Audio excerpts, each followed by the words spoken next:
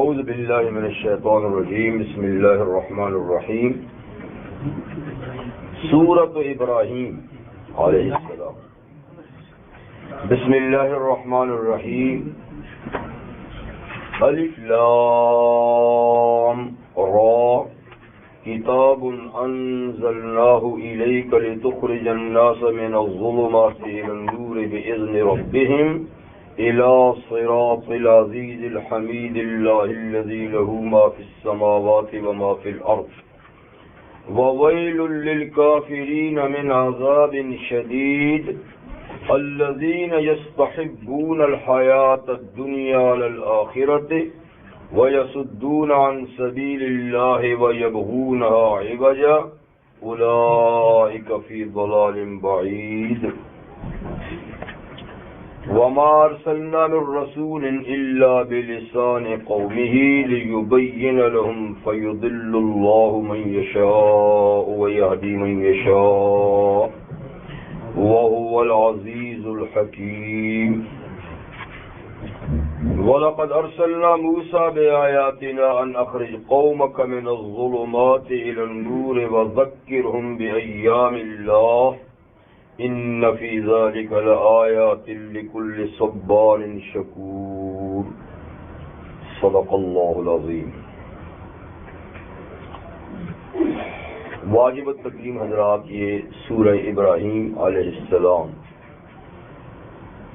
کا آغاز ہے اور اس کی ابتدائی 5 آیتیں میں نے آپ کے سامنے تلاوت کی۔ سورہ ابراہیم سے پہلے سورۃ الرعد گزری ہے۔ دونوں صورتیں حضور صلی اللہ علیہ وسلم کی مکی زندگی میں نازل ہوئی ہیں، ہجرت سے پہلے نازل ہوئی ہیں، اور ہجرت سے پہلے نازل ہونے والی صورتیں مکی کہلاتی ہیں، چاہے وہ سفر میں کہیں نازل ہوئی ہوں یا مکہ شہر میں نازل ہوئی ہوں۔ اور ہجرت کر جانے کے بعد مدنی زندگی میں جو صورتیں نازل ہوئی ہیں وہ مدنی کہلاتی ہیں، اگرچہ وہ مکہ ہی میں کیوں نہ نازل ہوئی ہوں یا کسی سفر میں کیوں نہ نازل ہوئی ہوں۔ یہ بات آپ کو پہلے بتا چکا ہوں، اور یہ بھی میں نے عرض کیا ہے کہ کبھی کبھی مکی صورتوں میں کچھ چند آیتیں مدنی بھی ہوتی ہیں، اور ایسے ہی مدنی صورتوں میں چند ایک آیتیں مکی بھی ہوتی ہیں، لیکن صورت کا نام کثرت کی وجہ سے ہوتا ہے کہ زیادہ اس میں آیات کہاں کی۔ تو خیر سورہ ابراہیم یہ مکی ہے، اور اس کا زمانہ نزول سورۃ الرعد کے قریب قریبی ہے، اور مکی صورتوں کا جو موضوع ہے آپ کو یاد ہوگا کہ وہ بالخصوص 4-5 باتیں ہوتی ہیں، جن میں سے سب سے پہلی بات اللہ کی توحید کا اثبات، یعنی توحید فی الذات، توحید فی الصفات، توحید فی العبادت، توحید فی الافعال۔ توحید کی بہت ساری قسمیں ہیں، تو ہر چیز میں اللہ یکتا، بے مثل اور بے مثال ہے۔ اللہ اپنی ہر صفت میں، ہر کام میں بے مثل اور بے مثال، ایک اس کا اس بات ہوتا ہے۔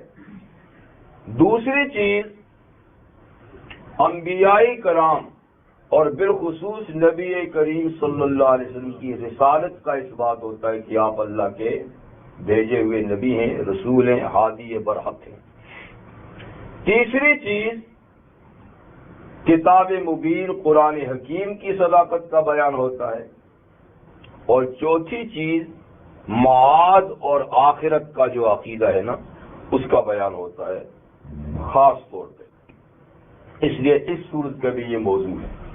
باقی اس کے علاوہ اس میں انفاق مالی کا ذکر بھی ہوگا، نماز کا ذکر بھی ہوگا، اور کچھ انبیاء کرام کے واقعات بھی آئیں گے ضمنی طور پر، لیکن مقصودی طور پر یہ 4 مضامین اس میں ہیں۔ سورت کا آغاز ہے حروف مقطعات میں سے الف لام را کے ساتھ۔ اس سے پہلی کا آغاز تھا الف لام میم را، اس سے پہلے سورہ یوسف الف لام را سورہ ہود الف لام را، سورہ یونس الف لام را. تو صرف سورہ رعد میں الف لام میم را، باقی یہ تسلسل سے صورت الف لام را. حروف مقطعات کے بارے میں بھی آپ کو بات بتا چکا ہوں کہ در حقیقت اس کا معنی اللہ جانتے ہیں یا پھر اس کے راز سے نبی ہی واقف ہیں، اور اس کے حقیقی معنی نہ حضور نے بتائے ہیں نہ صحابہ نے پوچھے ہیں. نہ حضور نے خود بتایا نہ صحابہ نے پوچھا کہ آپ اس کا معنی بتائیں، اس لیے کہ وہ جانتے تھے کہ یہ صرف راز کی بات ہے اور اس کا مفہوم بتانا کوئی امت کے لیے ضروری نہیں. امت کے لیے اس کا ایک ہی فائدہ ہے کہ وہ اس پہ ایمان لائے، اور یہ بھی بہت بڑا فائدہ ہے. یعنی ہر بات کو سمجھنا ہی ضروری نہیں، ماننا ضروری ہے. تو حروف مقطعات ہوں یا دیگر متشابہات قرآنی ہیں جن کا صحیح مفہوم معلوم نہیں، ان کا سب سے بڑا فائدہ یہ کہ ان پہ ایمان لایا جائے کہ یہ اللہ کی طرف سے نازل شدہ حروف ہیں، آیات ہیں، اور ہمارا ایمان. بس باقی میں نے یہ بھی بتایا تھا کہ کچھ حضرات نے اس کے کچھ تقریبی مفہوم بتائے ہیں، لیکن وہ تقریبی باتیں ہیں، کوئی حقیقی بات نہیں. تو حقیقی معنی اس کا یوں ہی کرتے ہیں جیسے صاحب جلالین علامہ سیوطی رحمۃ اللہ علیہ جب الف لام را آتا ہے تو اس کے بعد لکھتے ہیں اللہ عالم بمراد ذالک، اللہ ہی ان حروف کی مراد کو جانتے ہیں. امام شافعی رحمۃ اللہ علیہ جو بہت بڑے جلیل القدر تابعین میں سے ہیں، جنہوں نے 500 صحابہ کی زیارت کی، ایسے بڑے تابعین، بڑے محدث، تو وہ فرماتے ہیں کہ سر من اللہ، حروف مقطعات اللہ کی طرف سے ایک راز ہے. تو راز ہمیشہ نا وہ چھپایا جاتا ہے، ظاہر نہیں کیا جاتا، افشا نہیں کیا جاتا. تو کہتے ہیں اس کے معنی کی تلاش میں مت پڑو، اس سے گمراہی تو ہو سکتی ہے، ہدایت نہیں ملے گی. اس لیے کہ کسی کے راز کے پیچھے پڑنا، راز کی ٹوہ لگانا اچھی بات نہیں ہوتی. ہماری سر من اللہ، اللہ کا راز ہے. تو سورت کے آغاز میں سب سے پہلے قرآن حکیم ہی کی بات آ رہی ہے، لیکن پچھلی سورت میں بھی شروع میں قرآن حکیم کا ذکر تھا، سورہ یوسف کے شروع میں بھی قرآن حکیم کا ذکر تھا، ہود کے شروع میں بھی قرآن حکیم کا، اور یونس کے شروع میں بھی قرآن حکیم کا. تو پہلا مسئلہ کیا ہے کہ قرآن کتاب برحق ہے، ہادی برحق ہے ایک. اور دوسری بات، یہاں قرآن حکیم کے نزول کا مقصد بھی اللہ نے بیان کیا کہ یہ میں نے کیوں بھیجی ہے، کیوں نازل کی ہے یہ کتاب. تو پہلی بات ہے کتاب، یعنی ھذا کتاب، یہ کتاب. اور کتاب میں جو یہ پیشے ہیں نا دو، جس کو تنوین کہتے ہیں، یہ عظمت کے لیے ہے. یاد رکھیں کبھی کبھی تنوین جو ہے نا وہ تحقیر کے لیے بھی ہوتی ہے، کسی چیز کو معمولی بتانے کے لیے، لیکن کبھی کسی چیز کی عظمت بیان کرنے کے لیے ہوتی ہے. تو یہاں کتاب پر جو تنوین ہے یہ عظمت بیان کرنے کے لیے کہ کتاب یہ عظیم الشان کتاب ہے. یعنی دراصل کتاب کہلانے کی مستحق یہی ہے، باقیوں کو تو یوں ہی ہم کتاب کہہ دیتے ہیں جی دوسرے نمبر پر، اور اصل میں تو کتاب یہی ہے. بل ہوا قرآن مجید فی لوح محفوظ، یہ لوح محفوظ سے آئی ہوئی کتاب ہے. یہ اصل میں لوح محفوظ میں تحریر ہے اور وہاں سے نقل کر کے یہاں تک پہنچائی گئی ہے، اور پھر اس کو یہاں نقل کیا جاتا ہے. تو یہ کتاب عظیم ہے. انزلناہ، یہ اس شبہ کا جواب ہے کہ ہاں یہ کتاب عظیم تو ہے لیکن یہ محمد صلی اللہ علیہ وسلم نے خود بنائی ہے، جیسے مشرکین کہتے تھے. تو اللہ اس کا جواب دیتے نہیں، خود نہیں بنائی. انزلناہ، ہم نے اس کتاب کو نازل کیا ہے، ہم نے. اور ہم نے اس کتاب میں یہ بات بیان کر دی ہے کہ اگر تمہارے کہنے کے مطابق یہ محمد صلی اللہ علیہ وسلم نے بنائی ہے تو تم بھی تو آدمی ہو نا، تم بھی تو عربی ہو، تم بھی تو ماہر لسان زبان ہو، تم وہ اتنی بڑی بنا سکتے ہیں، تم آیت کی بنا کے پیش کر دو۔ تو ہم نے اس کو نازل کیا ہے کس طرف؟ الیکا، آپ کی طرف۔ یہ رسالت کا بیان ہو گیا، کیونکہ جس کے پاس کتاب آتی ہے وہ اللہ کا رسول ہوتا ہے، رسول کے سوا کسی کو اللہ کتاب، تو کتاب ہم نے نازل کی ہے تو کتاب کی صداقت، اور الیکا آپ کی طرف نازل کی ہے تو آپ اللہ کے سچے نبی۔ آپ کیوں نازل کی ہے؟ لِتُخْرِجَ النَّاسَ مِنَ الظُّلُمَاتِ إِلَى النُّورِ، اس لیے نازل کی ہے کہ اے محمد صلی اللہ علیہ وسلم، تاکہ آپ اس کتاب کے ذریعے سے لوگوں کو کفر اور معصیت کے اندھیروں سے ایمان اور عمل صالح کی روشنی میں نکال کر لے آئیں۔ لوگ کفر اور معصیت کے دلدل میں پھنسے ہوئے ہیں، اندھیروں میں بھٹک رہے تھے، تو ہماری رحمت کا تقاضا ہوا کہ ان بھٹکے ہوئوں کو روشنی دیں، منزل تاکہ پہچانیں۔ تو ہم نے یہ کتاب آپ کو دی تاکہ اس کے ذریعے سے، اس کی روشنی میں لوگوں کو گمراہی کی تاریکی سے ایمان کی ہدایت میں نکال کر لے آئے۔ یہ ہے کتاب کے نزول کا مقصد، ٹھیک ہے نا؟ ایک مقصد ہوتا ہے نا، اور ایک مقصد کے ساتھ یوں ہی کئی چیزیں اور بھی حاصل ہو جاتی ہیں، لیکن مقصد سب سے پہلے پیش نظر ہوتا ہے، باقی چیزیں جو حاصل ہوتی ہیں ہوتی رہیں۔ اب قرآن مجید سے سینکڑوں ہزاروں اور فوائد بھی حاصل ہوتے ہیں، لیکن مقصد جو ہے نا وہ ہدایت ہے۔ اب کوئی اس سے ہدایت لینا تو چھوڑ دے اور ادھر ادھر کا کام اس سے لینا لگے، ایصال ثواب کرا دیتا ہے، برکت کے لیے پڑھ لیتے ہیں، تو ٹھیک ہے، ایصال ثواب بھی ہے، برکت بھی ہے، کئی اور فوائد ہیں، شفا بھی ہے، لیکن مقصد نزول تو ہدایت ہے نا۔ اگر آپ اس سے ہدایت نہیں لیتے اور باقی سارے کام کرتے ہیں تو وہ مقصد فوت ہو گیا۔ اب دیکھیں نا، مقصد اور مقصد کے ساتھ حاصل ہونے والی چیزوں کی مثال، ایک شخص ہے حج یا عمرے کے لیے جاتا ہے، ارادہ کرتا ہے، تو اس کا مقصد سفر کا کیا ہوا؟ حرم میں جانا، حرم میں جانا، اور وہ مخصوص عبادت جو ہے نا اس کو بجا لانا، یہ اس کے سفر کا مقصد ہے۔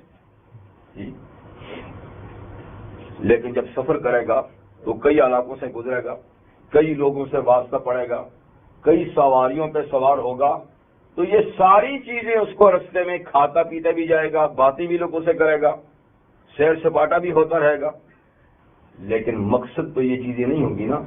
اس سفر کے ساتھ ذیلی طور پر یہ چیزیں اس کو حاصل ہو جائیں گی، اور کوئی اس مقصد کو ہی بھول جائے اور انہی سیر سپاٹے میں لگ جائے تو کیا ہوگا؟ مقصد فوت ہو جائے گا۔ تو بے شک سفر میں ساری چیزیں اس کو ملیں گی، لیکن اس کی نظر ہمیشہ مقصد کہ میں جاتا کیوں ہوں، کہاں ہوں، جاتا کیوں ہوں۔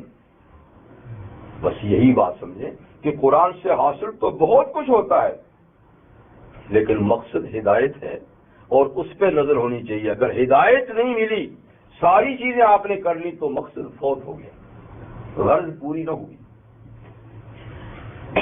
اور اللہ تعالیٰ اس کے بارے میں پوچھیں گے کہ جس مقصد کے لیے میں نے قرآن بھیجا تھا وہ تم نے حاصل کیا یا نہیں۔ دوسری آیات میں بھی اس کو بار بار دہرایا گیا ہے۔ سورہ سواد میں اللہ فرماتے ہیں کتاب انزلناہ الیک مبارک لیدبروا آیاتہ ولیتذکر اولو الالباب، کہ یہ عظیم الشان کتاب ہم نے آپ کو دی ہے تاکہ لوگ اس کی آیتوں میں غور و فکر کریں، غور و فکر کریں اور اس سے نصیحت حاصل کریں، عقل والے۔ تو اس سے نصیحت حاصل کرنا، غور و فکر کرنا، اس سے ہدایت کا سبق لینا، یہ اس کا مقصد ہے۔ اور اللہ تعالیٰ سورہ نساء میں فرماتے ہیں، اور سورہ محمد صلی اللہ علیہ وسلم کی یہ آیت آئے گی، افلا یتدبرون القرآن، کیا یہ قرآن میں غور و فکر نہیں کرتے؟ ام علی قلوب اقفالها، یا ان کے دلوں پہ تالے لگے ہوئے ہیں، قفل لگے ہوئے ہیں، یعنی کرنا چاہتے ہیں پر نہیں کر سکتے۔ تو یعنی مقصد کیا ہوا کہ قرآن میں تدبر کرنا چاہیے، غور کرنا چاہیے، اور جس مقصد کے لیے آئے نا وہ مقصد سے حاصل کرنا چاہیے۔ اچھا، تو اس لیے بھیجا قرآن کہ لوگوں کو آپ اندھیروں سے روشنی میں لائیں، لیکن یہ کام بھی آپ خود نہیں کر سکتے، بِإِذْنِ رَبِّهِمْ، لوگوں کے رب کے حکم سے ایسا ہوگا۔ آپ اس کام میں یعنی میرے محتاج ہیں، اور میری مدد آپ کے شامل حال ہوگی تو آپ لوگوں کو اندھیروں سے روشنی میں لا سکیں گے۔ میں مدد نہ کروں تو یہ آپ کے بس کی بات، بِإِذْنِ رَبِّهِمْ، لوگوں کے رب کے حکم سے آپ یہ کام کریں۔ اب وہ نور جس کی طرف قرآن کے ذریعے سے آپ لے کر آئیں، وہ نور کیا ہے؟ اِلَى صِرَاطِ الْعَزِيزِ الْحَمِيدِ، وہ رستہ ہے ایک غالب ہستی کا اور ستودہ صفات ہستی کا، یعنی اللہ، یعنی اللہ کا رستہ یہ ہے صراط مستقیم، یہی ہے نور، یہی ہے ہدایت، اور اس کی طرف رہنمائی کرنا قرآن حکیم کا مقصد ہے، اور آپ کو بھی نبوت اس لیے دے کہ آپ یہ ڈیوٹی انجام دیں۔ حمید کا معنی تک تعریفوں والا، یعنی اللہ تعالیٰ کا ایک نام کیا ہے؟ حمید، انک حمید مجید، اے اللہ آپ تعریفوں والے ہیں، آپ بزرگی والے ہیں۔ تو اللہ تعالیٰ کی ذات کیا ہے؟ حمید ہے، یعنی محمود، تعریفوں والی۔ کوئی تعریف کرے نہ کرے، وہ کسی کی تعریف کے محتاج نہیں، کرے تو بھی اس کی ذات کی حمد اور حمید ہونے میں کوئی فرق نہیں، کوئی نہ کرے تو بھی اس کی وہ تعریفوں کا محتاج نہیں۔ یہ کرنے والے کا اپنا فائدہ ہے کہ وہ اللہ کی تعریف کرے گا تو خود تعریفوں والا بنے گا، دنیا پھر اس کی تعریف کرے گی، مخلوق خدا اس کی تعریف کرے گی جو اللہ کی تعریف کرے گا۔ لیکن جو اللہ کی تعریف نہیں کرتا تو اللہ اس کی تعریفوں کا محتاج نہیں، اس لیے کہ اللہ کا نام ہی حمید ہے، نام ہی حمید ہے۔ عزیز اور حمید یہ دونوں اللہ کے صفاتی نام ہے نا، اب اس کا ذاتی نام، تو عزیز اور حمید کون ہے؟ اللہ، وہ اللہ ہے، یہ اللہ کا ذاتی نام ہے۔ اچھا، اب توحید کا ذکر ایک کتاب کا بھی ہو گیا، رسالت کا بھی ہو گیا، اب کس کا ذکر ہو رہا ہے؟ اللہ کی توحید کا۔ تو اللہ کون ہے، اس کا تعارف کیا ہے، پہچان کیا ہے؟ الذی لہ ما فی السماوات و ما فی الارض، اللہ وہ ذات ہے کہ جو کچھ آسمانوں میں اور جو کچھ زمین میں ہے سب اسی کا ہے، تنہا زمین و آسمان اور اس کے اندر ساری مخلوق کا وہ مالک ہے۔ یہ صرف زمین و آسمان کا ذکر کر دیا، حالانکہ آپ جانتے ہیں کہ آسمان 7 اور زمینیں بھی 7 ہیں، اور ان کے اندر سب میں مخلوق ہے۔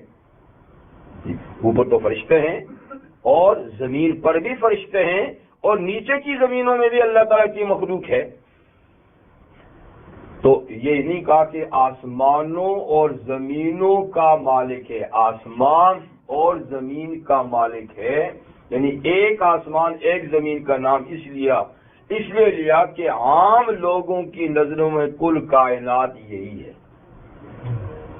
عام لوگوں کی نظروں میں کل کائنات یہی ہے جو زمین و آسمان کے درمیان ہے۔ ورنہ بات یہ کہ کائنات اوپر بھی ہے نیچے بھی ہے. تو اللہ تعالیٰ اوپر اور نیچے ساری کائنات کے مالک ہیں. یہ ہوگی اللہ تعالیٰ کی پہچان. جی تو جو مالک ہوتا ہے نا وہ مختار بھی ہوتا ہے, تعریفوں کے لائق بھی ہوتا ہے. وَوَيْلٌ لِّلْكَافِرِينَ مِنْ عَذَابٍ شَدِيدٍ. جی اتنی بڑی ہستی اور پھر کافر اس کا انکار کریں یا اس کا اقرار کریں لیکن اس کی توحید میں دوسروں کو شریک ٹھہرائیں تو فویل للکافرین, کافروں کے لیے ویل ہے, بربادی ہے, تباہی ہے, خرابی ہے. کس چیز کی؟ من عذاب شدید, سخت عذاب کی, کہ ان کو اس عقیدے کی پاداش میں سخت سزا کا سامنا کرنا پڑے گا جہنم کی صورت میں. سمجھے بات؟ اب کافر کون ہیں؟ ذرا کافروں کی بھی کچھ صفات بیان کرتے ہیں. بدقسمتی سے صفات تو اللہ کافروں کی بیان کر رہے ہیں, لیکن آج مسلمان بھی صفات یہی رکھتے ہیں. عقیدہ تو خیر مسلمان کا وہی ہے, لیکن جو صفات اللہ نے بیان کی ہیں ذرا غور کیجئے تو کوئی فرق نظر نہیں آتا.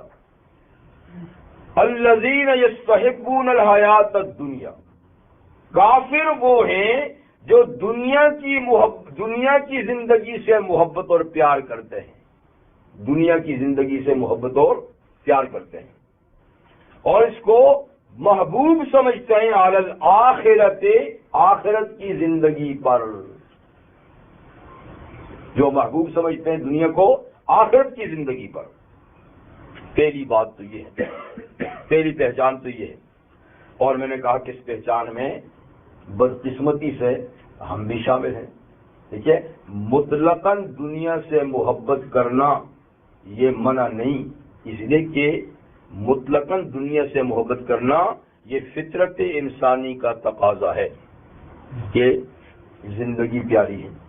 ٹھیک, اور زندگی کے جو وسائل اور ذرائع ہیں یہ بھی محبوب اور پیارے ہیں, بلکہ ایک حد تک زندگی کو بچانا اور اس کو بہتر بنانے کے لیے وسائل حلال ذرائع سے اختیار کرنا اس کا حکم بھی ہے.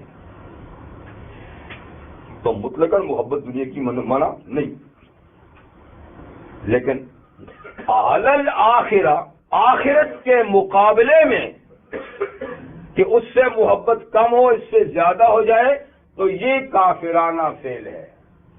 نفسی محبت دنیا کی اور آخرت دونوں کی ہو, لیکن آخرت کی غالب ہو, ٹھیک ہے, تو اس میں کوئی حرج کی بات نہیں, یہ مطلوب ہے, یہ ہونی چاہیے, یہ فطرت کا تقاضا ہے, ہوتی ہے. لیکن آخرت کے مقابلے میں ساری دوڑ اس کے لیے لگائیں اور اس کے لیے کوئی محنت نہ کی جائے, یہ مومنانہ طرز نہیں. مومنانہ طرز کیا ہے؟ وہ جو نبی کریم صلی اللہ علیہ وسلم نے بیان فرمایا, اور آپ نے کتنا اچھے انداز سے فرمایا, اعمل للدنیا بمقدار بقائک فیہ وعمل للآخرہ بمقدار بقائک فیہا.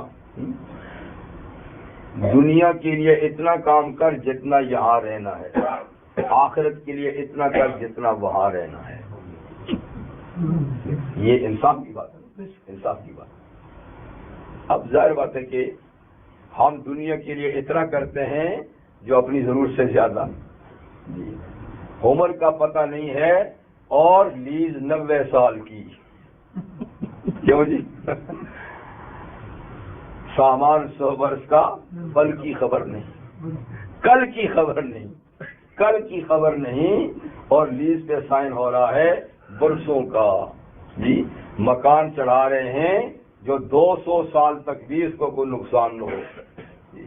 ٹھیک ہے, بنائے, لیکن یہ اس بات کی نشاندہی نہیں ہے کہ آپ یہیں بسنا چاہتے ہیں اور جانا نہیں چاہتے.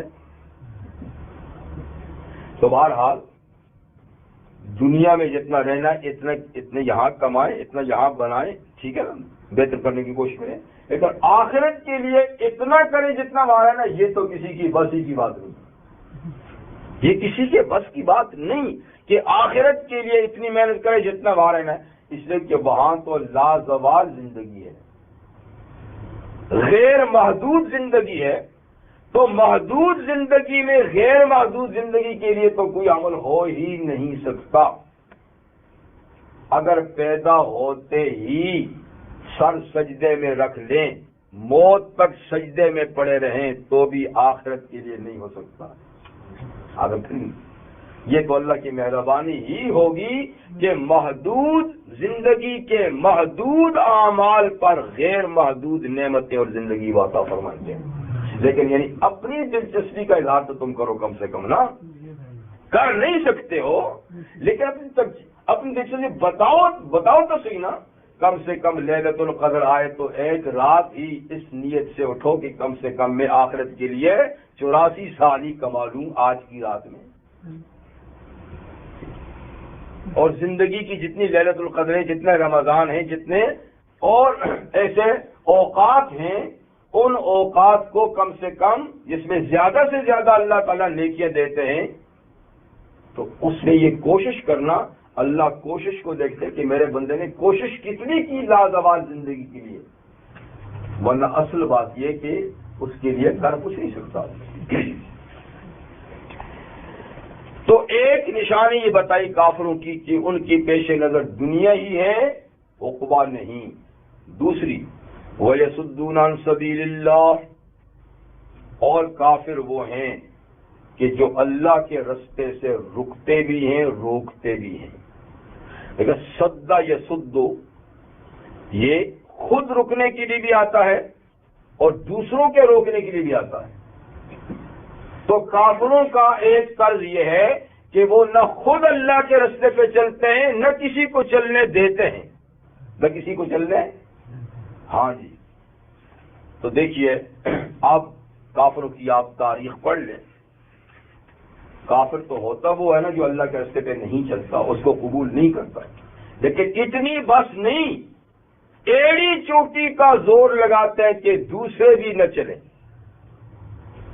کیا جناب رحمت اللہ علیہ صلی اللہ علیہ وسلم کی حیات طیبہ میں یا دیگر انبیاء کرام کا جو ذکر آتا ہے، ان کے دور کے لوگوں نے ایڑی چوٹی کا زور نہیں لگایا لوگوں کو اسلام سے روکنے کے لیے، پیغمبر کی پیروی کرنے سے کیا.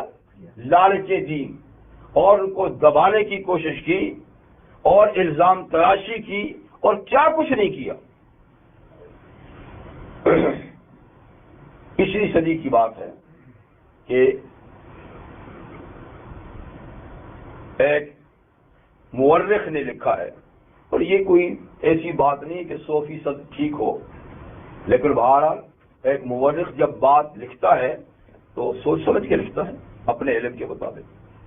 تو انہوں نے لکھا ہے کہ یورپ نے، مسیحیت نے، یہودیت نے اپنے وقت کی بات، اس صدی سے پہلے کی بات کہتا ہے کہ 6 لاکھ کتابیں اسلام کے خلاف لکھی اور شائع کی. 6 لاکھ معمولی نہیں، اسلام کے خلاف فری میں ان کو تقسیم کیا ہے، بانٹا ہے. اگر پچھلی صدی تک اتنا کام ہوا ہے تو اس کے بعد اس صدی میں تو اور تیز کام ہوا نا. اب تو رفتہ رفتہ معاملہ اور تیز ہوتا ہے. تو کتنا زور لگا رہے ہیں اسلام کے خلاف پروپیگنڈا کرنے میں، اور اس کے علاوہ جو کچھ کر رہے ہو تو آنکھوں کے سامنے سب کچھ، جو لالچیں دی جا رہی ہیں، جو قتل و غارت کرائی جا رہی ہے، جو دبایا جا رہا ہے، جو بدنام کیا جا رہا ہے، کیا کچھ نہیں. یصدون عن سبیل اللہ، اللہ کے راستے سے روکنے کے لیے کیا کچھ نہیں کرتے. لالچ دیکھیے، اسکول بنائیں گے، اسپتال بنائیں گے، اور یہ کریں گے اور وہ کریں گے اور پتہ نہیں کیا کچھ، کپڑے تقسیم کریں گے، دودھ تقسیم کریں گے، مٹھائیاں تقسیم کریں گے. لالچ بھی، دباؤ بھی، پروپیگنڈا بھی، ہر حربہ اسلام کے خلاف کافر استعمال کرتے ہیں. وَيَبْغُونَ عِوَجًا، اور اسلام کو ٹیڑھا بیڑا ثابت کرنے کی بھی کوشش کرتے ہیں، نکتہ چینی کرتے ہیں. اسلامی احکامات پر تنقید کی جاتی ہے، ان کو غلط ثابت کرنے کے لیے کوشش کی جاتی ہے کہ اسلام صراط مستقیم ہے، پر کہتے ہیں نہیں یہ تو ٹیڑھا ویڑا ہے، یبغون عوجا، اس میں ایسی باتیں ڈھونڈ ڈھونڈ کے تلاش کر کر کے ان کو غلط جامہ پہناتے ہیں کہ دنیا کے کی صراط مستقیم نہیں تو ٹیڑھا رستہ ہے، یہ تو غلط رستہ ہے۔ اور بدقسمتی میں اس میں ہمارے بھی کئی شریک ہیں جی، جو اسلام کا نام لینے والے ہیں، وہ بھی ان کی تنقیدات سے متاثر ہو کر اسلام کے بارے میں اس قسم کی باتیں کرتے ہیں۔ اسلام کی سزائیں معاذ اللہ ایسی ہیں، عبادات فلاں ایسی ہے، فلاں کا معاذ اللہ ایسا ہے، ٹھیک ہے نا، تو ان کا کیا روئیں۔ شیخ سعدی فرماتے ہیں منز بیگانہ گاہ ہرگز نہ نالم کہ بامن ہر چیز کر آشنا کر۔ کہتے ہیں کہ اسلام کی بات تو میں کرتا ہوں، انہوں نے پتہ کس کے لیے کہا، یعنی اسلام یہ کہتا ہے کہ میں بیگانوں سے نہیں روتا،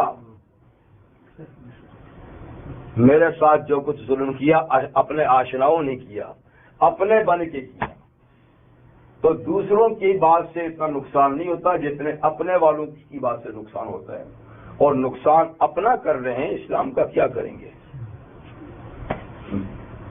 یہ تو تندیے باد مخالف سے نہ گھبرائے عقاب، یہ تو چلتی ہیں تجھے اونچا اڑانے کے لیے، تو یہ جتنا اس کے خلاف زور لگائیں گے، پروپیگنڈا کریں گے، انشاءاللہ اسلام گیند ہے، گیند بال ہے، جتنا دباؤ گے اتنا اچھلے گا، اور باطل اتنا، اسلام اتنا ہی ابھرے گا جتنا کہ دبا دیں گے۔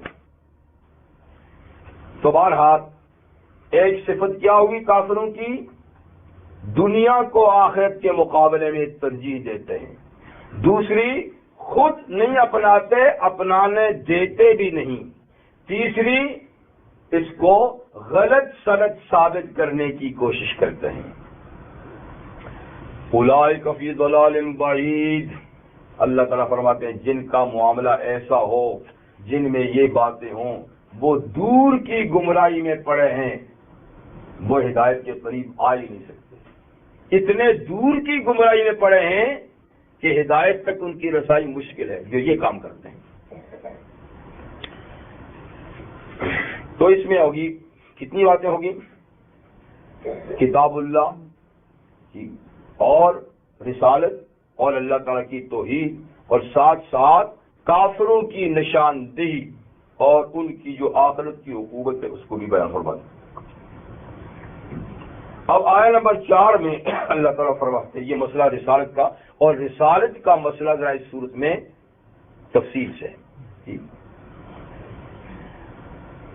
پہلی بات اللہ تعالیٰ اپنا ایک اصول بیان فرماتے ہیں رسالت کے بیان میں، وہ یہ ہے کہ وَمَا أَرْسَلْنَا مِن رَّسُولٍ إِلَّا بِلِسَانِ قَوْمِهِ، ہم نے کوئی رسول نہیں بھیجا مگر جب بھیجا تو اپنی قوم کی زبان میں، قوم کی زبان میں وحی آئی، قوم کی زبان میں کتاب آئی، جو نبی کی قوم کی زبان تھی، جو نبی کی اپنی قومی زبان تھی، یعنی ان کو جو پیغام اور جو وحی آئی اسی زبان میں آئی، یہ ایک اللہ تعالیٰ کا اصول رہا ہے۔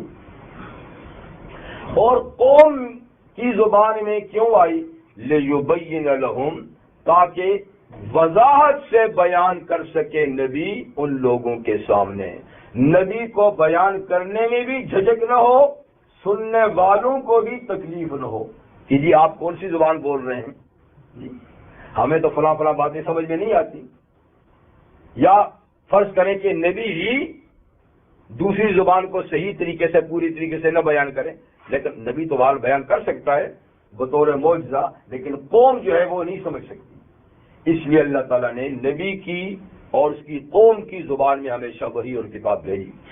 تو حضرت موسیٰ علیہ السلام کے پاس تورات ان کی قومی زبان عبرانی میں آئی، ان کی قومی زبان عبرانی تھی۔ حضرت عیسیٰ علیہ السلام پہ انجیل ان کی قومی زبان سریانی میں آئی۔ اسی طریقے سے باقی انبیاء کے صحیفے کتابیں تو نبی کریم صلی اللہ علیہ وسلم کے پاس قرآن عربی میں آیا جو آپ کی قومی اور آپ کی قوم کی زبان ہے. یہاں یہ ایک سوال پیدا ہو سکتا ہے کہ ٹھیک ہے باقی انبیاء کرام کا معاملہ تو درست ہے اپنی جگہ میں کہ کیونکہ وہ قومی نبی ہوتے تھے اور ان کی دعوت قوم تک محدود ہوتی تھی، اس لیے ان کو کتاب بھی قومی زبان میں ملی، پیغمبر بھی قومی زبان کا ملا، تو بات ٹھیک ہے. لیکن جہاں تک نبی کریم صلی اللہ علیہ وسلم کا تعلق ہے، آپ تو قومی نبی نہیں، آپ تو عالمی نبی ہیں، ٹھیک ہے نا، بین الاقوامی نبی ہیں جی حضور صلی اللہ علیہ وسلم. تو آپ کو صرف عربی زبان میں، آپ کی کتاب تو ساری دنیا کی زبانوں میں ہونی چاہیے، ٹھیک ہے نا. یہ ایک سوال پیدا ہو سکتا ہے نا، لیکن اس سوال کا جواب یہ ہے کہ نبی کریم صلی اللہ علیہ وسلم کی بھی دو پوزیشنیں ہیں. آپ مستقل زبان رکھنے والے تھے اور مستقل ایک قوم رکھنے والے بھی تھے کہ آپ عرب کی قوم قریش کے فرد تھے، اور یہ کہ آپ کی مادری زبان بھی عربی تھی، اور سب سے پہلے جن لوگوں کو آپ نے دعوت دینی تھی وہ سب عربی تھے، سب عربی تھے، سب کی زبان عربی تھی. جن کو ڈائریکٹ حضور نے پیغام دینا تھا وہ عربی تھے سب. اس لیے نبی کریم صلی اللہ علیہ وسلم کو زبان بھی یعنی اپنی قومی زبان میں قرآن حکیم ملا تاکہ آپ بسہولت ان لوگوں کو دعوت دیں.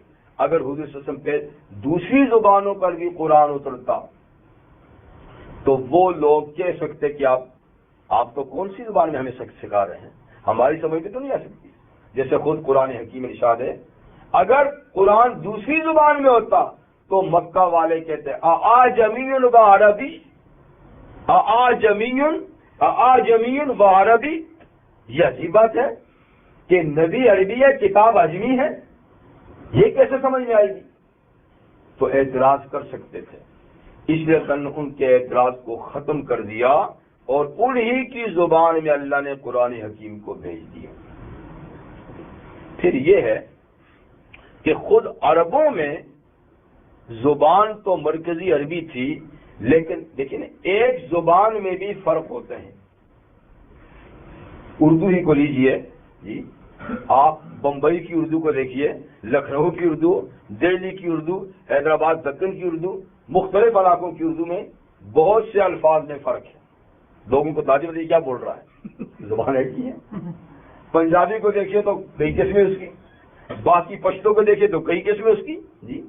تو ایک ایک زبان میں بھی لب و لہجے کا الفاظ کا فرق ہوتا ہے. اس طریقے سے عربی جو ہے اس میں بھی عرب کے اندر کئی قبائل تھے اور ہر قبیلے کی زبان میں کچھ نہ کچھ دوسرے سے فرق تھا. اور قرآن حکیم جس لب و لہجے میں نازل ہوا یہ قبیلہ قریش کی زبان ہے، یہ قبیلہ قریش کی زبان ہے جس وقت موجود ہے ہمارے پاس. لیکن دیگر قبائل بھی تھا، بنی تمیم ہے، بنی طے ہے، فلاں فلاں ہے جی. تو ان کو اس کے سمجھنے میں بھی تھوڑی سی دقت تھی کیونکہ یہ قریش کی زبان ہے، ان کے لب و لہجے میں الفاظ کچھ اور تھے. تو نبی کریم صلی اللہ علیہ وسلم نے اللہ تعالیٰ سے درخواست کی کہ یا اللہ یہ سارے لوگ تو اس زبان کو جو میری اور میرے خاندان کی نہیں سمجھتے، اس میں آپ کچھ سہولت پیدا کیجیے کہ جن کی زبانوں پہ اس کے بعد الفاظ نہیں چڑھتے وہ اس کے ہم معنی لفظ اپنی زبان کے بول سکیں. معنی یہی رہے لیکن زبان الفاظ ان کے ہوں، اس کی اجازت. تو اللہ تعالیٰ نے عرب کے 7 بڑے بڑے قبائل کی زبان میں قرآن پڑھنے کی اجازت دے دی. انزل القرآن والا 7 احرف یعنی قرآن 7 حرفوں پہ نازل کیا گیا. اس کا مطلب یہ ہے کہ جو 7 قبائل کے مختلف الفاظ تھے انہیں اجازت دے دی گئی شروع میں کہ جو تمہیں اس لغت کا اس زبان کا نہیں آتا تو خیر معنی یہی رہے اس میں جو تمہارا لفظ ہے، تمہارا لہجہ، اس کو تم استعمال کر سکتے ہو۔ شروع میں یہ رعایت دی گئی، ٹھیک۔ لیکن جب لوگ آشنا ہو گئے پڑھ پڑھ کے اس لغت کے ساتھ، تو پھر باقیوں کو کہا اس کو اب چھوڑ دو، اور فقط قریش کی زبان میں جو ہے نا اسی کے اندر اس کو پڑھا جائے گا۔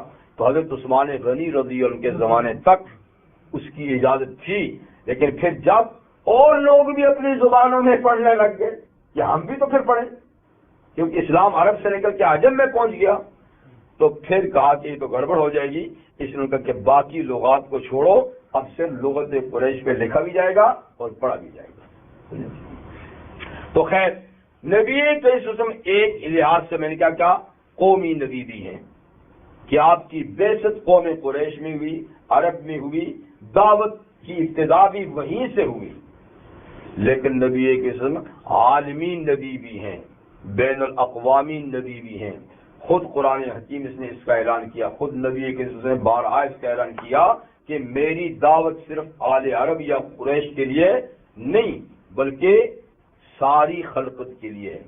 قل یا ایھا الناس، اسی میں گزر چکا ہے سورہ اعراف میں، قل یا ایھا الناس انی رسول اللہ الیکم جمیعا، آپ کہہ دیجئے لوگوں میں سب کے لیے رسول ہوں، عربوں کے لیے نہیں، سب کے لیے رسول ہوں۔ اور حق تعالیٰ شانہ کے ارشاد ہے سورہ سبا میں، وما ارسلناک الا کافۃ للناس بشیرا ونذیرا، اے محمد صلی اللہ علیہ وسلم ہم نے آپ کو نہیں بھیجا مگر کافۃ للناس، تمام لوگوں کے لیے بشیر اور نذیر بنا کر بھیجا ہے۔ تو آپ کی نبوت عالمی بھی ہے، آپ کی نبوت قومی بھی ہے۔ دیکھیے دو لفظ ہیں، ایک قوم ایک امت، ایک قوم ایک امت۔ قوم کہتے ہیں جہاں حسب نسب ایک ہو، خاندان ایک ہو، رشتہ داری ہو، یا ایک علاقہ ہو، ٹھیک، تو اس کے باشندوں کو بھی اس علاقے کی قوم کہہ دیتے ہیں، یا جہاں رشتے جہاں تک جاتے ہیں وہ ساری رشتہ داریاں بھی ایک قوم کہلاتی ہیں۔ تو قوم کا عام طور پہ مفہوم یہ ہوتا ہے، امت کا مفہوم اور ہوتا ہے۔ امت کا مفہوم ہوتا ہے جماعت، جماعت۔ تو جماعت میں کئی قوموں کے، کئی نسلوں کے، ہر قسم کے لوگ ہوتے ہیں۔ تو پیغمبر کریم صلی اللہ علیہ وسلم قوم میں آئے، لیکن آپ کو اللہ تعالیٰ نے امت دی ہے، صرف قوم نہیں، امت، امت۔ کنتم خیر امت، خیر قوم نہیں، اے مسلمانوں تم بہترین جماعت ہو، امت ہو۔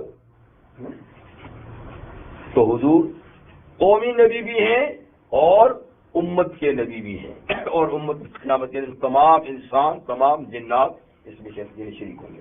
اچھا، باقی ریزن مسئلہ وہی رہا کہ امت میں تو ساری دنیا کی زبانیں ہیں، تو پھر تو بات یہ ہے کہ جن کو حضور نے خود ڈائریکٹ دعوت دینی تھی وہ سب عربی تھے، ٹھیک ہے نا؟ تو اس لیے کتاب تو ان کو عربی میں ملی، شاگرد سب عربی تھے، کتاب عربی ملی، کتاب عربی میں ان کو سمجھائی گئی۔ اور باقی امت کا معاملہ ہے تو امت کو ٹرانسلیشن ہو کے بھی تو پہنچ سکتا ہے نا پیغام۔ اصل کتاب کسی زبان میں ہو تو اس کا ترجمہ اور اس کی تفسیر تو دوسری زبانوں میں ہو سکتی ہے نا۔ تو اس لیے قرآن آیا تو عربی زبان میں، لیکن قرآن دنیا کو پہنچ گیا ان کی زبانوں میں، اور وہ اس طریقے سے پہنچ گیا کہ حضور نے عربی شاگردوں کو پڑھایا، عربی جب دنیا میں پھیلے انہوں نے دوسری زبانیں سیکھی، دوسری زبانوں تک وہ پہنچے، انہوں نے قرآن کا مفہوم دوسری زبانوں میں پہنچا دیا، اور آج الحمدللہ ساری دنیا میں قابل ذکر جتنی بھی قومیں ہیں، زبانیں ہیں، قابل ذکر زبانوں میں قرآن مجید کا ترجمہ موجود ہے، ٹھیک ہے۔ اور یہ کہ ہر زبان میں قرآن آتا تو پھر ایک کتاب نہ رہتی، ترجمہ ہر زبان میں ہو سکتا ہے لیکن اصل ایک زبان ہونی چاہیے، تاکہ جب ترجموں میں گڑبڑ ہو تو اصل کو دیکھ کر اس کو ٹھیک کر لیا جائے۔ اور کتاب ہی مختلف زبان میں ہوگی تو وہ ایک کتاب نہیں رہے گی، پھر وہ مختلف کتابیں ہو جائیں گی اور ہر کوئی اپنا اپنا مفہوم چلائے گا۔ اسی لیے اہل علم کہتے ہیں کہ قرآن حکیم کا خالی ترجمہ شائع کرنا حرام ہے، منع ہے۔ خالی ترجمہ کسی بھی زبان میں جب بھی کریں تو ایک کالم میں قرآن عربی جو اصل ہے وہ ہو اور آگے اس کی ٹرانسلیشن ہو، اس لیے کہ جب کبھی بھی ٹرانسلیشن میں کوئی غلطی کرے گا تو اصل سے ملا کے اس کو ٹھیک کر لیا جائے گا، اور اصل نہیں ہوگا تو پھر قرآن کا حشر بھی وہی ہوگا جو تورات انجیل کا ہے، کہ اصلی زبان میں نہ تورات ہے نہ انجیل ہے، اور جس نے اپنی زبان میں جو چاہ لکھ دیا، سمجھے؟ تو اس لیے قرآن ساری زبانوں میں نے کہا الحمدللہ اللہ سعودی حکومت اس کی مزید توفیق دے، انہوں نے باقاعدہ شافعیت نے اکیڈمی قائم کی ہے جس میں ہزارہا تعداد میں قرآن مجید چھاپے جاتے ہیں، فری تقسیم ہوتے ہیں، اور ہر قابل ذکر زبان میں ترجمہ بھی شائع کر کے انہیں فری میں دنیا میں، یہ بڑا کام ہے۔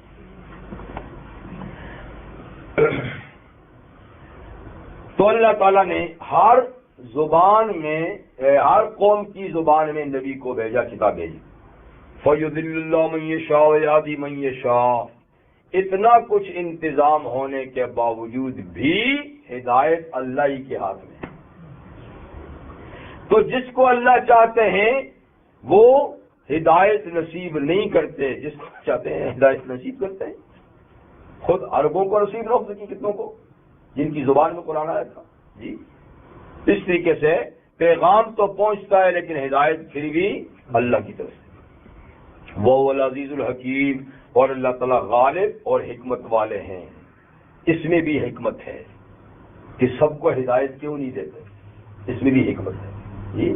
اور غالب ہیں، چاہیں تو ایک مترفس بھی کلمہ پڑھے بغیر نہ رہے، ایک کافر بھی دنیا میں نہ رہے، جبر کرنا چاہیں تو غالب ہیں، لیکن چونکہ حکیم ہے اس میں حکمت ہے کہ جبر نہ کیا جائے، اختیار دیا جائے۔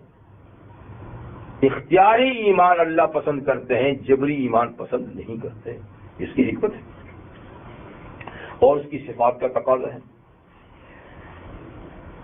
یہ اصول بیان ہو جانے کے بعد اب سلسلہ نبوت میں یہاں صرف حضرت موسیٰ علیہ السلام کا قدر ذکر ہے، باقی انبیاء کا صرف اجمالی ذکر ہے، اجمالی، اور پھر آگے چل کے حضرت ابراہیم علیہ السلام کا تھوڑا سا ذکر آئے گا، بنائے کعبہ کے وقت جو انہوں نے دعائیں مانگی ان دعاؤں کا ذکر ہوگا، اور پھر آخری رکوع میں معاد کا ذکر ہوگا، آخرت کا۔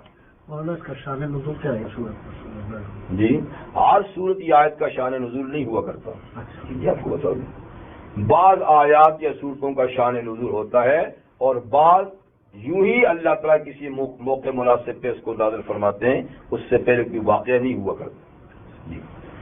تو اس کا اس طریقے سے ایسا کوئی شان نزول نہیں ہے کہ پہلے کوئی واقعہ ہوا ہو تو یہ صورت آئی ہو، ایسی کوئی بات نہیں۔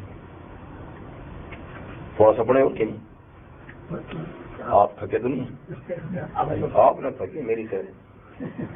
وَلَقَدْ أَرْسَلْنَا مُوسَىٰ بِآيَاتِنَا، جی ایک آیت پڑھ لیتے ہیں، 5 آیتیں میں نے پڑھی تھی۔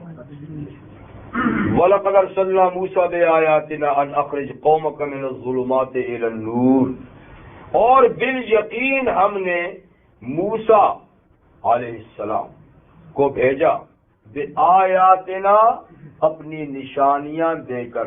دیکھیے آیت کے 2 معنی ہیں، آیت کا ایک معنی تو وہی ہے نا احکامات، آیات کتاب کی، اور آیت کا ایک معنی ہوتا ہے نشانی، نشانی سے مراد ہوتا ہے معجزہ۔ تو دونوں معنی ہو سکتے ہیں یہاں پر کہ موسیٰ علیہ السلام کو معجزات دے کر بھیجے، یا موسیٰ علیہ السلام کو تورات کی آیتیں دے کر بھیجا جن میں اللہ تعالیٰ کے احکامات تھے۔ اور کیوں بھیجا آیتیں دے کر؟ وہی غرض جو ہر پیغمبر کے آنے کی غرض ہے، جو اوپر حضور صلی اللہ علیہ وسلم کے تشریف لانے اور قرآن کے نازل ہونے کی غرض تھی، وہی موسیٰ علیہ السلام کو بھیجنے اور تورات کے بھیجنے کی غرض ہے۔ وہ یہ ان اخرج قومک من الظلمات الی النور، کہ اے موسیٰ اپنی قوم کو اندھیروں سے روشنی میں نکال کر لا۔ اے موسیٰ اپنی قوم کو اندھیروں سے روشنی میں نکال کر لا۔ موسیٰ علیہ السلام کی قوم میں یہاں پر دو قسم کے لوگ تھے. ایک ان کی نسبی قوم، خاندانی قوم جو بنی اسرائیل تھے، خود حضرت موسیٰ اسرائیلی تھے، ان کی قوم بنی اسرائیل مصر میں تھے، ان کی طرف آپ آئے. وہ بنیادی طور پہ تو مسلمان ہی تھے، لیکن نبوت کا سلسلہ ایک عرصے تک کٹنے کی وجہ سے اور کافروں کے ساتھ میل جول رکھنے کی وجہ سے وہ صرف برائے نام ہی مسلمان تھے. خاندانی مسلمان ہیں، جیسے ہم میں سے کئی خاندانی مسلمان ہوتے ہیں جی، اور اسلام کا پتہ نہیں، یعنی وہی مشرکانہ کہاں، وہی بدعتی کے کہاں، وہی تو یہ صورتحال تھی. اور دوسرے آپ کے رشتے کی قوم نہیں تھی، وہ وطنی قوم تھی، یعنی مصر کے باشندے، اور وہ تھے قبط، جس کا حاکم بادشاہ بھی فرعون جو ہے وہ قبطی تھا، اور باقی جو برسر اقتدار قوم تھی یعنی اکثریت وہ قبطی تھی. تو موسیٰ علیہ السلام کی دعوت دونوں کے لیے تھی، اپنوں کے لیے بھی تھی، قبطیوں کے لیے بھی تھی. تو اپنی قوم کو یعنی اپنی خاندانی قوم کو اور وطنی قوم کو کفر کے اندھیروں سے یا گناہوں کے اندھیروں سے یا بدعات اور رسومات کے اندھیروں سے، یہ سب اندھیرے ہیں، بدعت اندھیرا ہے، رسم و رواج اندھیرے ہیں، ٹھیک ہے نا. توحید سنت یہ ہے روشنی جس سے دل روشن ہوتا ہے. اور ان کو ہدایت کے قریب کرنے کے لیے بات سمجھانے کے لیے، بات کو مؤثر بنانے کے لیے ذکرہم بایام اللہ، اے موسیٰ ان کو اللہ کے دن یاد کرائیے، ان کو کچھ تاریخ بھی پڑھائیے، کچھ تاریخی واقعات ان کے سامنے لائیے تاکہ ان واقعات سے یہ ہدایت حاصل کریں. ایام کہتے ہیں دنوں کو، ایام اللہ کا معنی اللہ کے دن. تو اس سے یہ مراد نہیں ہے کہ اللہ کے دن کچھ اور ہیں اور یہ دن کسی اور کے ہیں. یہاں ایام اللہ سے مراد تاریخی واقعات. ایام اللہ کا معنی تاریخی واقعات. تاریخی واقعات دو طرح کے ہوتے ہیں، ایک ایام التنعیم اور ایک ایام التعذیب. یعنی ایک وہ تاریخی واقعات کہ جن میں اللہ تعالیٰ نے کسی قوم پر نعمت کی بارشیں برسائیں، ٹھیک ہے، اور اللہ تعالیٰ نے انعام و اکرام کیا، فضل و کرم کیا، نوازشیں کی، عطا اور بخشش کی. ان کو ایام تنعیم کہتے ہیں، نعمتوں والے دن، تاریخی دن. اور ایک یہ کہ کسی قوم کو اس کے گناہوں کی پاداش میں سزا دی، عذاب بھیجے، ان کو ایام التعذیب کہتے ہیں، جی عذاب والے دن. تو مطلب یہ کہ اپنی قوم کو تاریخی واقعات بتائیے، جن لوگوں پہ ہمارے احسان ہوئے وہ، اور جن کو ہم نے نیست و نابود کیا عذاب دے کر وہ، تاکہ ان واقعات سے یہ سبق حاصل کریں. کیونکہ تاریخ کا مقصد بھی یہی ہوتا ہے، ہسٹری کا مقصد کیا ہوتا ہے جی؟ سبق حاصل کرنا. اچھے لوگوں کی ہسٹری ہے تو ان کے واقعات سے اچھائی کا سبق لینا، اور بروں کی تاریخ ہے تو وہ کام چھوڑنا جن کی وجہ سے ان کو عذاب آئے. یہ مقصد ہے تاریخ کا. تو ان کو وہ تاریخی واقعات یاد دلائیے. ان فی ذلک لآیات لکل صبار شکور، بے شک ان واقعات میں، تاریخی واقعات میں، لآیات اللہ کی قدرت کی بڑی بڑی نشانیاں ہیں. ان واقعات میں بھی اللہ کی قدرت کی بڑی بڑی نشانیاں ہیں. لیکن اس کو نشانی کون سمجھتا ہے؟ لکل صبار شکور، ہر اس آدمی کے لیے نشانی ہے جو بہت زیادہ صبر کرتا ہے، بہت زیادہ شکر کرتا ہے. اور جو صبار اور شکور نہیں، اس کے لیے تو یہ قصے صرف کہانیاں ہیں اور محض دماغی عیاشی ہے، کوئی شوق حاصل نہیں کرتا. لیکن جو صبار اور شکور لوگ ہیں نا، خوب صبر کرنے والے، خوب شکر کرنے والے، ان کے لیے تاریخی واقعات میں بھی بہت بڑے ہدایت کے اور عبرت کے اسباب ہیں.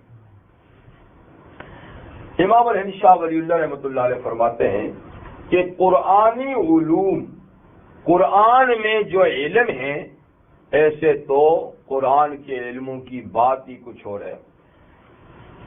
حضرت شاہ صاحب بلند پایا شخصیت تھے ہمارے ہندوستان کے، ٹھیک ہے نا، 12ویں صدی کی بات ہے، لیکن بہت بلند پایا شخصیت ہیں۔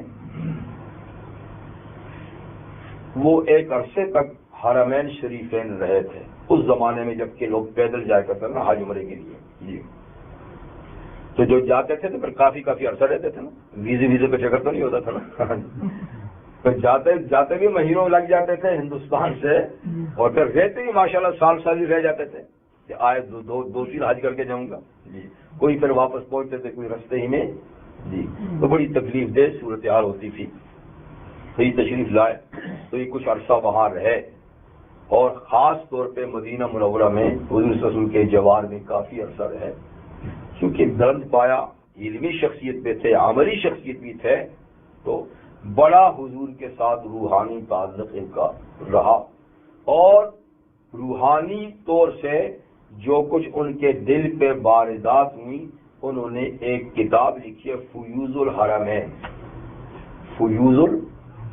یعنی حرمین کے قائم رہنے کے زمانے میں جو مجھ پہ اللہ تعالیٰ کے فیض ہوئے، اللہ نے میرے دل پہ جو فیوض نازل کیے، جو چیزیں وہ انہوں نے اس کتاب میں لکھی ہیں، وہ عربی کی تھی لیکن اردو میں بھی ملتی ہے بات فیوض الحرمین، کیا نام ہے؟ فیوض الحرمین، شاہ ولی اللہ رحمۃ اللہ علیہ۔ تو اس میں انہوں نے یہ بھی لکھا ہے کہ اللہ تعالیٰ کی یہ توفیق ہے، اللہ تعالیٰ کی یہ توفیق ہے کہ کبھی میں جب قرآن حکیم کی آیتوں میں تفکر کرتا ہوں، تدبر کرتا ہوں، تو ایک ایک آیت کے نیچے مجھے علم کا سمندر نظر آتا ہے۔ کبھی کسی آیت کو سوچتا ہوں بیٹھ کے، تو ایک آیت کے نیچے جیسے کہ علم کا سمندر بہ رہا ہے، اور یہ کوئی ایسی بات نہیں، بات واقعی ہے، اس لیے کہ قرآن آپ کا میرا علم نہیں ہے محدود، قرآن انزل بعلم اللہ، یہ اللہ کا علم نازل ہوا ہے، اور اللہ کا علم غیر محدود ہے، اللہ کا علم جو ہے اس کی کوئی حد نہیں، کوئی قائد نہیں ہے، سمندروں کے ساتھ بھی اس کو تشبیہ دینا غلط ہے، کیونکہ سمندر بھی محدود ہے، جی اللہ کا علم غیر محدود ہے۔ اسی لیے نبی کریم صلی اللہ علیہ وسلم نے قرآن حکیم کی بابت فرمایا ہے والذی لا تنقضی عجائبہ، قرآن وہ کتاب ہے جس کے عجائبات کبھی ختم نہیں ہو سکتے۔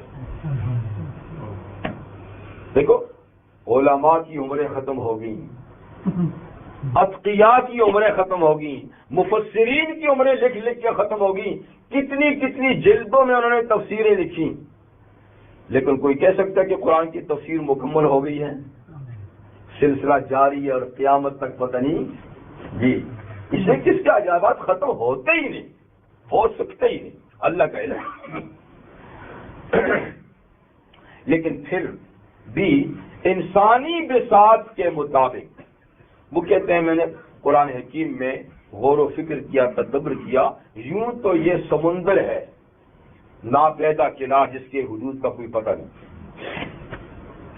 لیکن قرآن مجید میں موٹے 5 علم ہیں، موٹے 5 علم، یعنی تفصیلی بات نہیں، اجمالی۔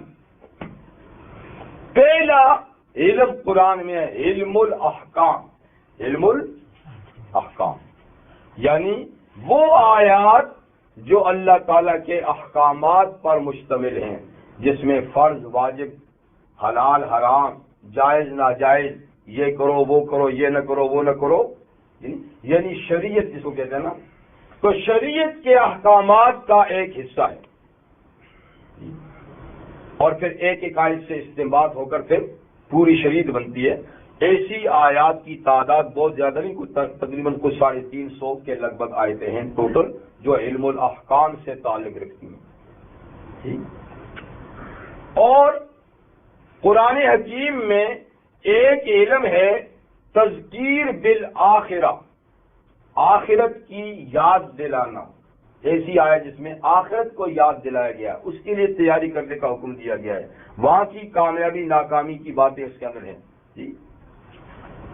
اور قرآن مجید میں ایک علم ہے تذکیر بآلاء اللہ، لوگوں کو اللہ تعالیٰ نے اپنی نعمتیں یاد دلا کر اپنی نعمتیں یاد دلائی ہیں اور نعمتوں کے ذریعے سے ان کو نصیحت کی کہ آ جاؤ، دیکھو میں نے تم پر یہ کیا، تمہارے باپ دادوں پہ یہ کیا، فلاں پہ یہ کیا، فلاں پہ یہ کیا۔ اور ایک ہے تذکیر بایام اللہ، اللہ کے عقوبت اور عذاب والے دنوں کو یاد دلا کر، دیکھو قوم شعیب کے ساتھ یہ کیا، فرعون کے ساتھ یہ کیا، قوم نوح کے ساتھ یہ کیا جی۔ تو جن قوموں کو عذاب لیا گنا، ان کے ذریعے سے بھی اللہ تعالیٰ نے یاد دلایا کہ دیکھو وہ کام نہ کرو، انعام یافتہ لوگوں کا کام کرو، معذب لوگوں کا کام نہیں کرو، آخرت کو یاد کرو، احکامات کو پہ جی۔ تو یہ موٹے موٹے علوم ہیں 4 یعنی قرآن مجید میں، باقی سب اس کی شاخیں برانچیں ہیں۔ تو مطلب کہ یہاں ایام اللہ سے کیا مراد ہے؟ یہاں وہ 2 علم مراد ہیں، ایام اللہ سے مراد نعمتوں والے دن، عذاب والے دن، امت کو یاد دلائیے تاکہ ان کو یاد کر کے قوم آپ کی بات کو مانے۔ بس کریں 9 بج 10 بج گئے۔ سبحانک اللہم وبحمدک اشہد ان لا الہ الا اللہ استغفرک واتوب الیک۔ لا الہ الا اللہ وحدہ لا شریک لہ لہ الملک والحمد للہ وهو على كل شيء قدیر۔